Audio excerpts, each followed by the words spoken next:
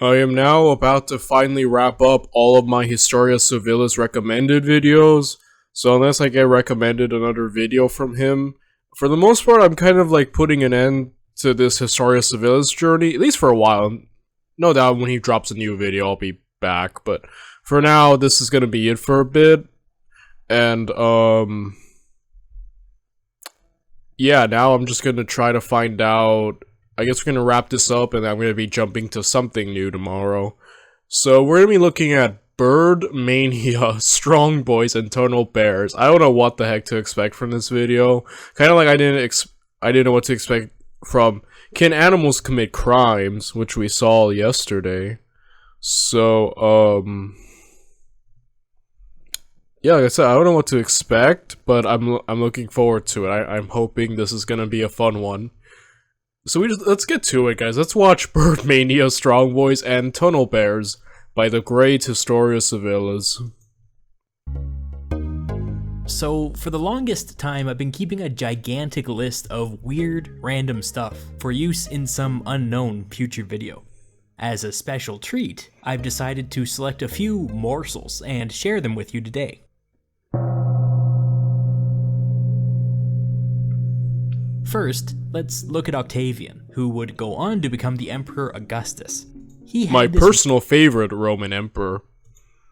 weird thing with birds that I've always wanted to dig into.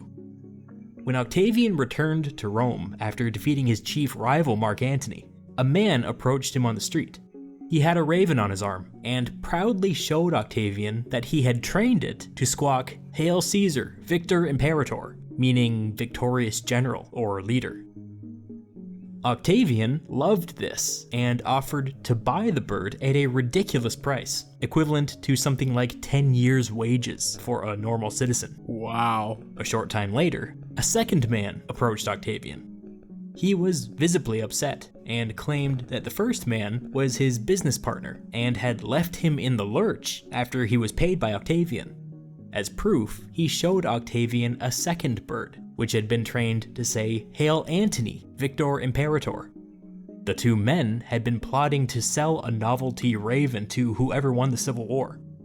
Octavian was amused and impressed by this scheme, and praised the man for their ingenuity. He made it known that he expected the first man to split his profits with his business partner, and eventually the matter was settled. It didn't take long for this story to circulate throughout the city of Rome.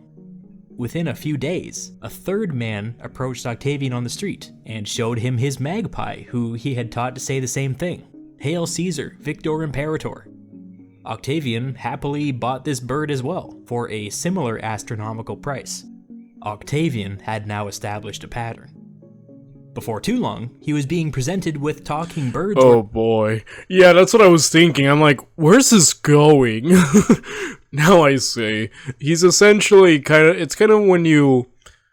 Isn't that the thing about being too generous, though? It's like it's like when you win the lottery and everyone starts hitting you up. Like, you know what I mean? I say that like I've experienced this. No, I haven't. If I were rich, I wouldn't be recording in this room. I'd be like at like a beachside or something. Outdoor reaction videos, yay! But no, and you know, it's kind of like that. Like, okay, he's established. He's willing to basically pay 10 years of wages if a bird can just glaze him up, essentially. So now that's got everyone's notice, and everyone's like, well, let's train all our animals to speak Latin, and he will keep buying. Granted, he's like the richest man in the world at this point, and the most powerful, so...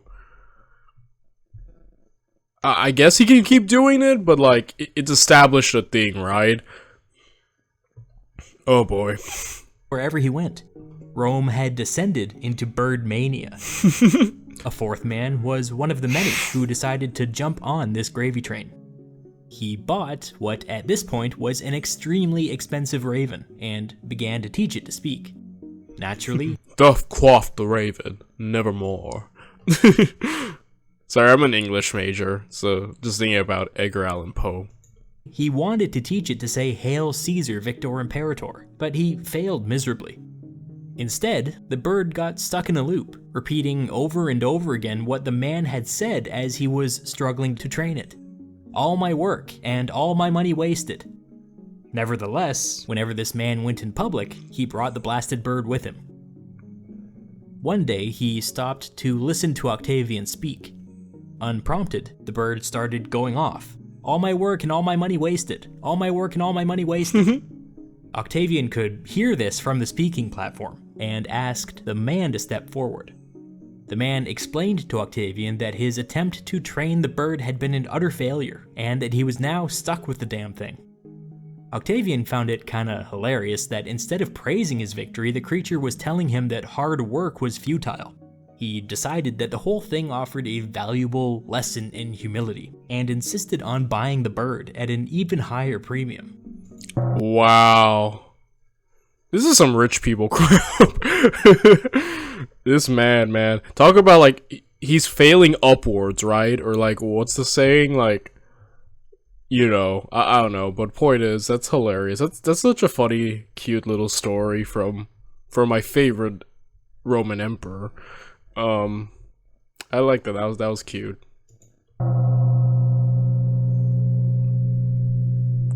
Putting aside Rome's brief descent into bird mania, the Romans weren't bird people. They were dog people. Same goes for the Greeks.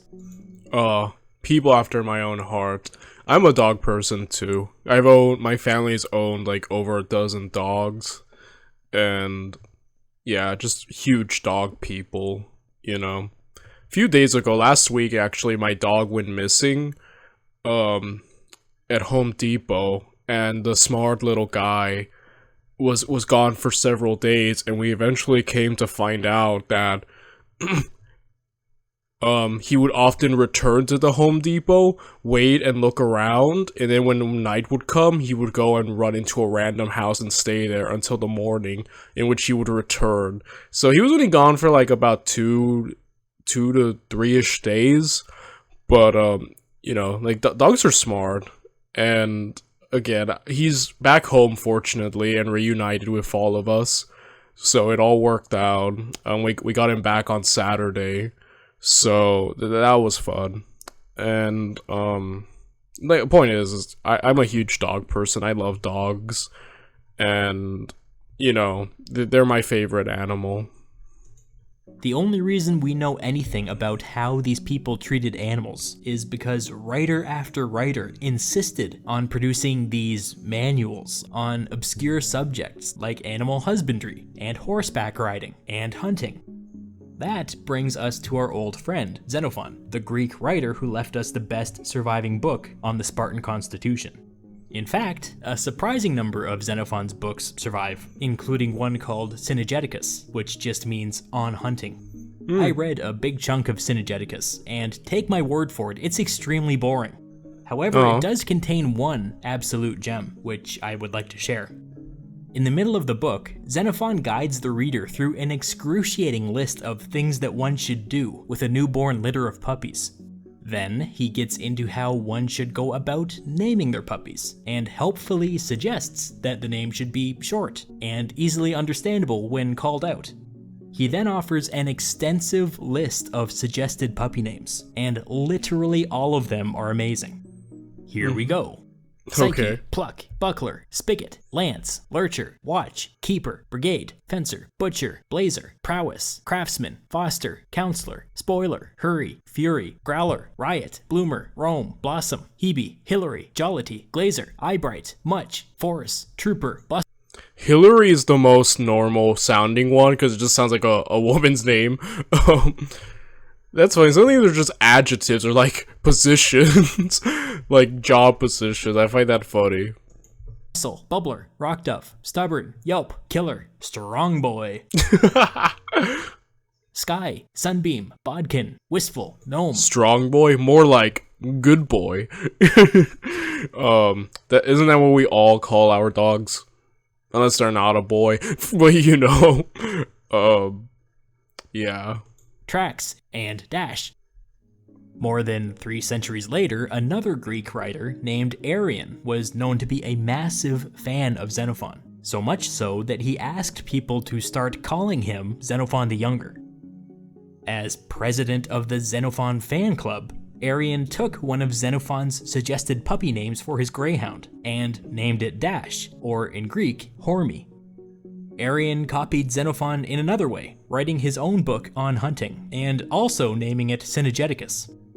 Arrian's book heavily features his dog Hormy, and the picture he paints is just so charming. Arrian describes his life with Hormy. Quote, "While I am at home, she remains by my side and accompanies me when I go out, following me to the gymnasium, and while I am exercising, sits by me.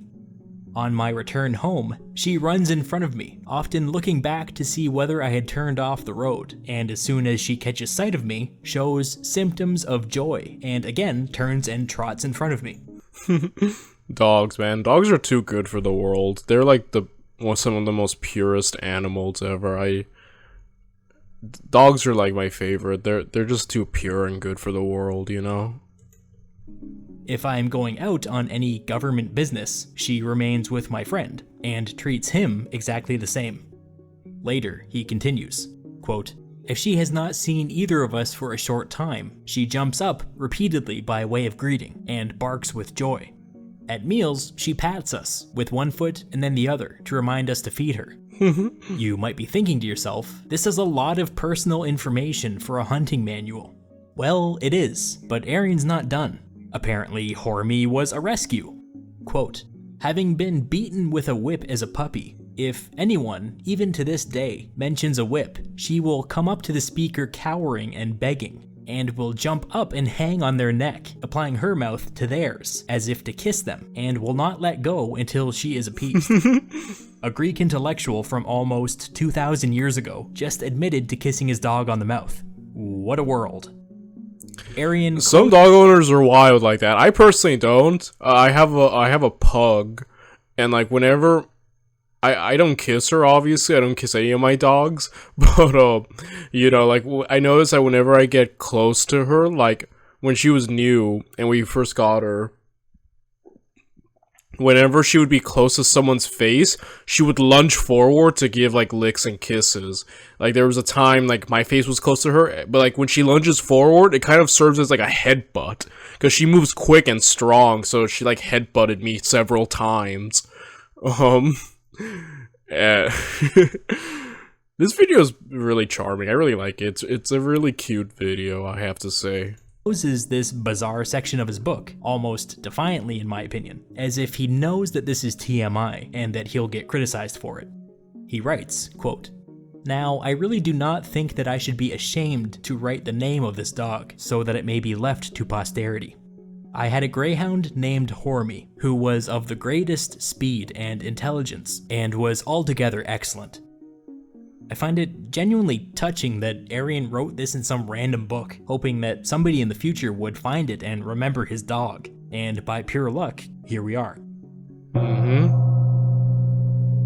With Geico, we can eat. Let's change gears. I want to close by talking about what, in my opinion, is the weirdest anecdote in all of Roman history. This is found in Appian's account of the Third Mithridatic War, which took place in the 1st century BCE. At the time, the Romans were marching against the kingdom of Pontus, near the Black Sea. When they got to the town of Themyscira, the Romans settled in for a siege. By the way, that name might ring a bell, since Greek mythology claimed that Themyscira was the home of the Amazons. Yeah, I mainly recognize that due to being like a freaking nerd like DC, like Wonder Woman is from Themyscira, so like I am aware of that. That's mainly the first thing that popped in my head. The Romans got to work digging an elaborate series of tunnels, and according to Appian, over a number of days, great subterranean battles were fought under the walls of Themyscira. As the siege dragged on, the Romans continued to make progress, and the locals got desperate. Again, according to Appian, quote, "The inhabitants cut openings into the tunnels from above, and threw in bears and wild animals and swarms of bees to thwart the workers." Unfortunately, Appian's account of the siege ends there. Presumably, the town was stormed and perhaps even destroyed. The Romans would eventually win the Third Mithridatic War, and the area around Themyscira would be incorporated into a Roman province. There's a lot we don't know about ancient Rome, but I'll admit that I think about this incident way more than I should. Yeah, that's probably the closest we've gone to unleashing war bears, huh? I always thought, like, man, we have so many war animals. We have horses, we have elephants.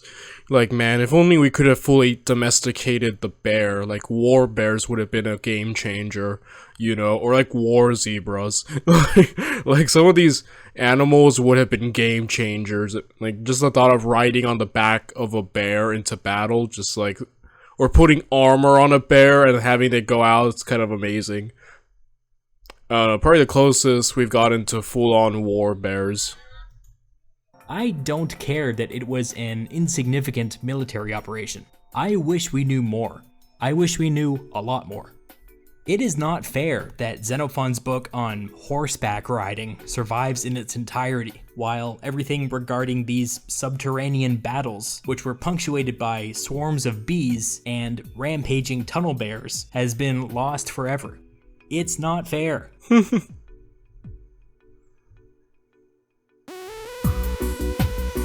Again, a very charming video. I really loved it. That was really cute. My favorite part was definitely the dog, because as a dog owner and lover myself, you know, it touched my heart. So, we are done for a bit with Historia Civilis. We're gonna be moving on to something new tomorrow. I'll see you all then. Bye, everyone.